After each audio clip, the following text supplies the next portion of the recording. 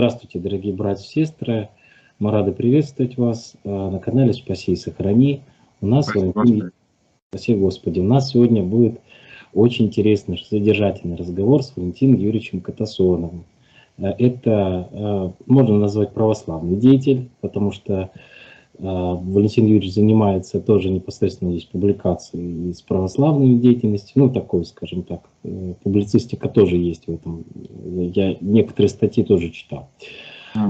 И, естественно, также он экономист, публицист, автор многих научных статей, русский экономист. И, насколько мне известно, доктор экономических наук, правильно я говорю? Да, доктор экономических наук, профессор, да.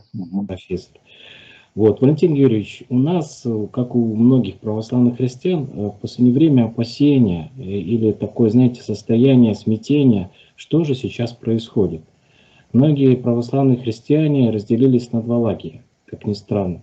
Кто-то говорит нам: успокойтесь, все нормально, не переживайте, все, что сейчас происходит, это закономерно, прививайтесь, делайте прививки, слушайте то, что говорит вам государство, будьте законопослушными гражданами. Так вот, и вторые люди говорят напротив, что, слушайте, надо лучше изучить все конкретно, что делается, как и почему. Знаете, такие трезвомыслящие люди, православные есть такие, ну, которые переживают за все. Как нам, христианам, сейчас относиться к тем событиям, которые сейчас происходят? Нам стоит расслабиться или все-таки оценить эти события с призмы предапокалиптических событий, которые есть в книге Апокалипсиса? Вот. Как вы думаете, как считаете? Ну, я хочу сказать, что, конечно, люди должны быть всегда бдительны, а уж христиане тем более, потому что христиане лучше других должны понимать и понимают, что в общем мире идет непрерывная борьба. А идет непрерывная борьба, там у Федора Михайловича Достоевского один из героев говорил, что значит, идет борьба между Богом и дьяволом, и поле этой борьбы — сердце человека. Ну, конечно, с догматической точки зрения это не совсем верно, но, тем не менее, значит, борьба идет действительно за душу человека, и человек, он, как свободное существо, должен постоянно выбирать. Понятно, что дьявол постоянно выстраивает какие-то ловушки. Собственно говоря, мы читаем в книге «Бытие», первая такая ловушка – это змей-искуситель, который, значит, обольстил первых людей, Еву, ну и вот таким образом произошла первая вселенская катастрофа. Вот, поэтому, конечно, мы должны быть бдительными, мы должны быть действительно разумными. Ну, даже вот у святых отцов иногда я встречал выражение типа, что глупость — это тоже грех. Вот, ведь христиане могут исповедоваться в чем угодно, но, как правило, они в глупостях не исповедуются. Да. Вот, так что, а это тоже грех. Вот, и, конечно, сегодня меня просто поражает, насколько человек деградировал не только духовно, но и интеллектуально. Ну вот мы тут обсуждаем регулярно одну модную болезнь, да, но на самом деле эта модная болезнь придумана. Вот, и придумки начинаются с того, что, значит, есть некий страшный зверь, которого рисуют в виде шарика с шипами. Вот, я людям объяснял, я говорю, поймите, что это не наука. Если бы мне показали фотографию этого чудовища шипованного, сделанную через какой-то электронный микроскоп, тогда бы я, наверное, бы еще в это поверил. А ведь это все, извините, комиксы. Это все комиксы. Потом даже мультфильмы стали снимать. Я говорю, ну, если вы хотите поговорить на тему этого страшного зверя, то давайте. Но для этого мы должны вооружиться, опять-таки, священным писанием, потому что там есть некоторые намеки на объяснение того, что происходит сегодня. Ну вот, к сожалению, люди, они поклоняются каким-то идолам, они поклоняются так называемой науке. Ну вот некоторые удивляются, как это вот людей так могут обманывать. Ну, например, говорят о существовании этого самого страшного зверя, хотя, в общем-то, если так поговорить с серьезным ученым, он вам скажет, что ведь вот в человеческом организме есть некий коктейль, совершенно такой коктейль, составленный из разных патогенов, вирусов, микробов. Вот, и можно изучать какие-то отдельные частицы, но вот, предположим, у вас есть какой-то коктейль, вы не всегда же можете сказать, даже так вот чисто эмпирически, что там: апельсин, яблоко, виски, молоко, еще что-то. Это, в общем-то, достаточно сложная исследовательская работа, которая называется изоляция, выделение. Может быть, вы слышали такие медицинские термины. Вот, я говорю, ну, сегодня это людей убеждают в существовании этого зверя буквально за несколько месяцев. Я говорю, ну, я, в общем-то, к этому морально готов, и интеллектуально готов, потому что у меня вот есть книжка. Книжка называется «Лжепророки последних времен. Дарвинизм и наука как религия». Книжка 2017 года. И ну, почти все школьники помнят, значит, уроки биологии, учебники, там биология, еще какие-то учебники, в которых, значит, иллюстрируется вот динамика, как из обезьяны получается человек. Ну и вот для пущей убедительности, значит, говорят, что там-то и там-то нашли такие-то косточки. Вот. На основании этих каких-то лже-косточек я изучал этот вопрос, не хочу слишком углубляться. Значит, сумели нарисовать эту картинку. Вот как сегодня рисуется этого самого шипованного монстра, вот точно так же 1,5 века тому назад нарисовали картинку, которая, значит, должна убедить человека, что он произошел от обезьяны. Понимаете? И действительно, ведь тогда были-то достаточно примитивные средства массовой информации. Были газеты, был какой-то телеграф, вот, были, может быть, там первые кинотеатры, самые примитивные. Но если тем людям, которые жили в 19 веке, которые себя позиционировали как христиане, сумели, значит, вложить мысль, что он произошел от обезьяны, то сегодня-то при таких мощных, значит, информационных технологиях это намного проще сделать. Намного проще сделать. Я почему об этом начинаю такой разговор? Потому что, в общем-то, современный человек, он становится жертвой многочисленных обманов.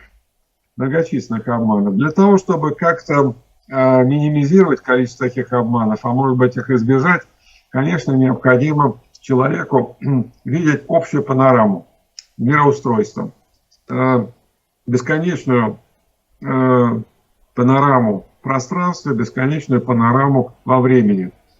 И тогда, собственно говоря, какие-то отдельные события, тот же самый вот этот шарик с шипами, он будет совершенно по-другому смотреться.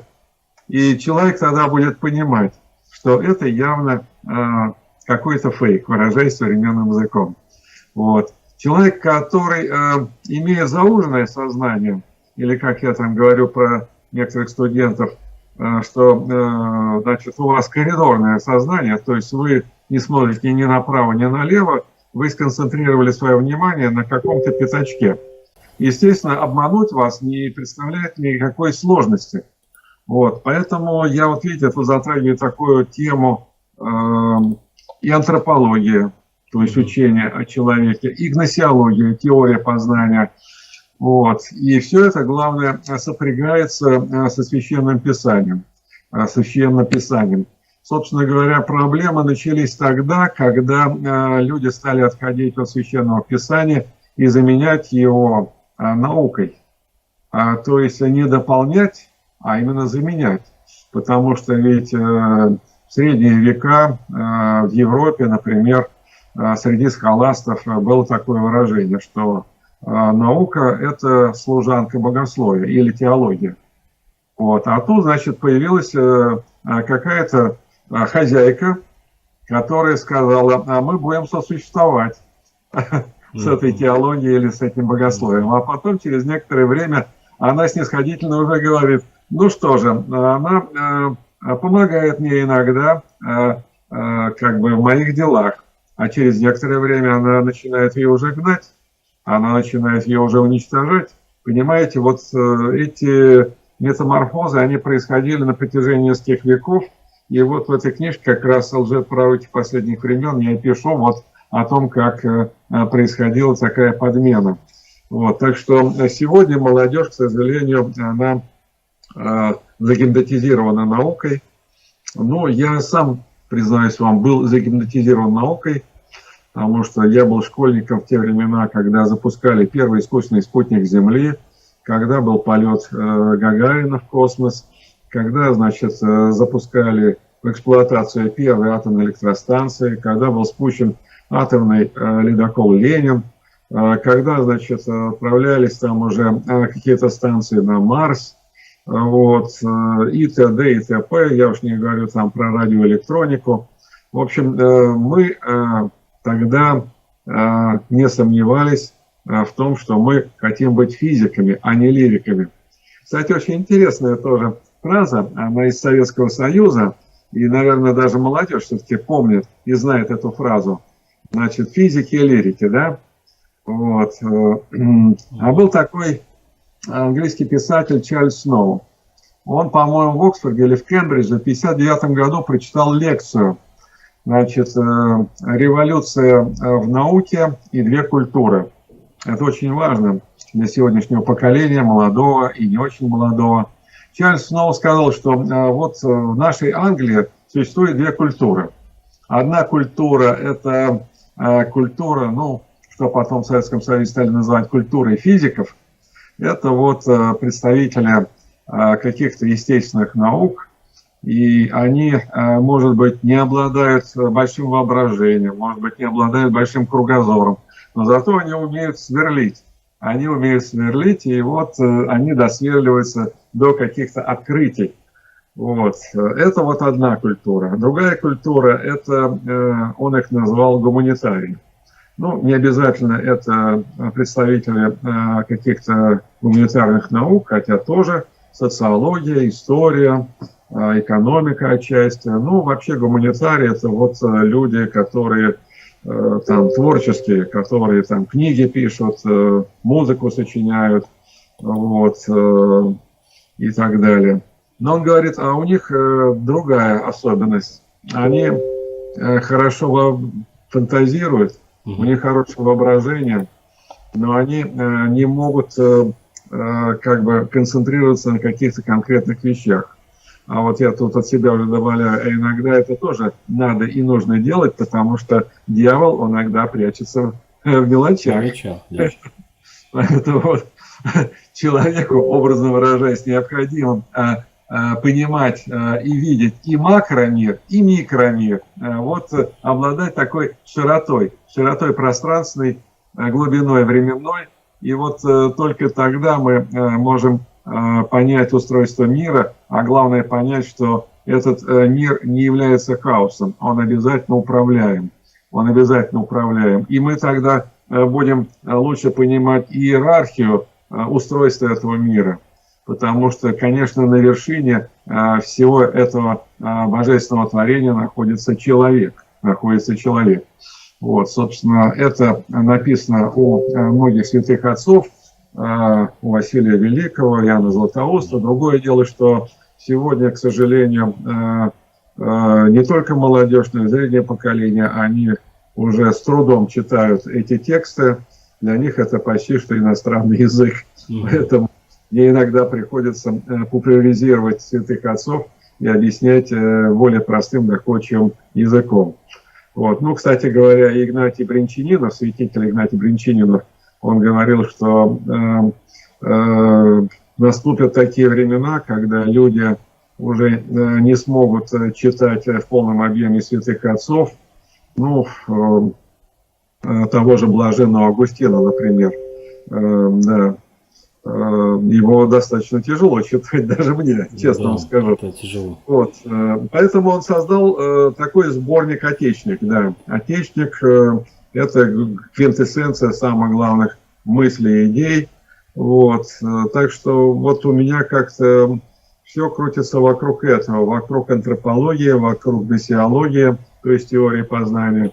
Естественно, всегда с добавлением христианской антропологии, христианской гносеологии, потому что все другие варианты, они тупиковые. Они тупиковые. Я в молодости и в среднем возрасте перечитал кучу всякой философской литературы, но, в общем-то, она не дает удовлетворения, она не дает глубины, она вот заставляет человека ходить по кругу. Ходить по кругу. Я соприкасался со многими профессорами, даже академиками. Были и очень талантливые академики, и не очень талантливые. Но вот те, которые особенно талантливые, они обязательно приходили к пониманию и признанию существования Бога. А те, которые этого не достигали, они вот ходили по кругу, и, в общем-то говоря, они уже, как бы сказать, истощались. Они уже не могли ничего добавить к тому, что там где-то открыли более молодые годы.